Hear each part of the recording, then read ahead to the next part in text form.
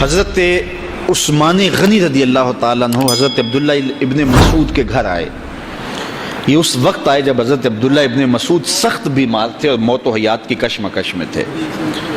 تو انہوں نے ان کا حال پوچھا. جب واپس پلٹنے لگے تو اشرفیوں کی 2 تھیلیاں حضرت عثمان غنی نے حضرت عبداللہ ابن مسعود کو دی. تو حضرت عثمان کو تھیلیاں دیتے ہوئے دیکھ کر کے حضرت عبداللہ ابن مسعود صحابی رضی اللہ تعالیٰ عنہ نے کہا یہ کیا ہے؟ کہا یہ جو ہے ضروریات پوری کر لینا.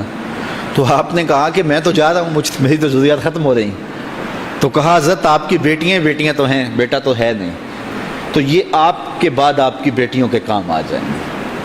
تو حضرت عبداللہ ابن مسعود کا یقین دیکھیے, فرمانے لگے کہ یہ کسی اور کو دے دو, میری بیٹیوں کو ضرورت نہیں رہے گی, اس لیے کہ میری بیٹیاں اتنی دیر تک سوتی نہیں ہیں جتنی دیر تک سورہ واقعہ نہیں پڑھ لیتے.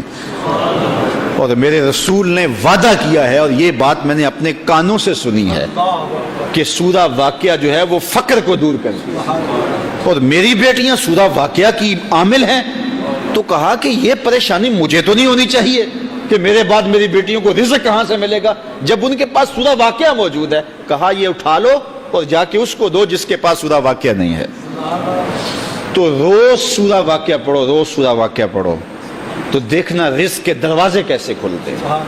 میں جب بھی گیا ہوں, اور اب بھی, کیونکہ میرے تو اتنے اخراجات نہیں, سادہ سی زندگی ہے, لیکن جامعہ کے حوالے سے ایک مسئلہ ہے, تو جب کبھی ایسا ہوتا ہے تو میں بچوں کو بٹھا کہتا ہوں سورہ واقعہ پڑھو, اور خود سورہ واقعہ پھر معمول بنا لیتا ہوں.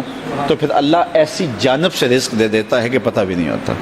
تو سورہ واقعہ معمول رکھو. آخری بات, اور وہ حضرت سہل بن سعد الساعدی رضی اللہ تعالی عنہ کی مرویات سے ہے. شکا رجل الی رسول اللہ دیک المعیشۃ والفقر.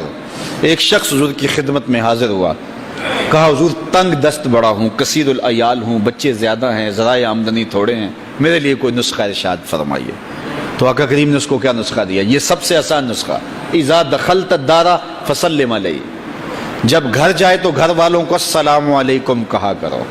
جو ہی گھر میں داخل ہو السلام علیکم, اور اس کے بعد ایک مرتبہ سورہ اخلاص پڑھ دیا کرو, قل هو اللہ احد. یہ عمل شروع کر دو. تو کہا یہ بالکل آسان وظیفہ ہے, گھر جاؤ السلام علیکم, اور اس کے بعد ایک مرتبہ سورہ اخلاص. اس عمل کو نہ چھوڑنا, بلکہ فرمایا کبھی ایسا ہو تو گھر جائے تو گھر میں کوئی بھی موجود نہ ہو, تو کہا عمل کو پھر بھی نہیں چھوڑنا. فسلم علیہ, کہا تو مجھے سلام کہہ دینا. وہ اپنے نام لیواؤں کو تنہا چھوڑتے کب ہیں, جہاں ہم دم نہ ہو کوئی وہاں سرکار ہوتے. کہا کہ جب کوئی نہ ہو گھر میں تو کہا عمل نہیں چھوڑنا, پھر مجھے سلام کہنا, اور پھر ایک مرتبہ سورہ اخلاص پڑھ دینا. وہ صحابی کہتے ہیں میں نے عمل شروع کر دیا, گھر جاتا السلام علیکم, گھر والے بھی خوش, اور اس کے بعد سورہ اخلاص بیٹھنے سے پہلے پڑھ لیتا. اور اگر گھر میں کوئی نہ ہوتا پھر تو مجھے چاہ چڑھ جاتے, پھر میں یا نبی سلام علیکہ پڑھتا, پھر حضور کی بارگاہ میں سلام پیش کرتا. اور ملکاری نے اس پہ گفتگو کی ہے مرقات شرح مشکات کے اندر کہ آخر حضور کو سلام کیوں کہنا ہے. انہوں نے جو لفظ کہے ہیں لفظ سنیے, وہ کہتے ہیں لِأَنَّا رُوحَهُ عَلَيْهِ السلام موجود فی بیوت المسلمین. اس لیے کہ آقا کی روح مومنوں کے گھروں کے اندر فیض بانٹ رہی ہوتی. تو کہا پھر مجھے سلام کہہ دینا. وہ کہتے ہیں میں جاتا اور حضور کو سلام کہہ دیتا, اور اس کے بعد سورہ اخلاص پڑھ دیتا. پھر ہوا کیا؟ اللہ اکبر. ہمارے استاد کہتے تھے اگر کسی کے اندر حسد ہوگا تو وہ یہ عمل نہیں کر سکتا, حسد نہیں ہے تو وہ عمل شروع آج ہی کر دے. وہ کہتے ہیں حتی افاد اللہ جیرانہ, اس عمل کی برکت سے میں نے تو امیر ہونا ہی ہونا تھا, میرے ہمسائے بھی امیر ہو گئے.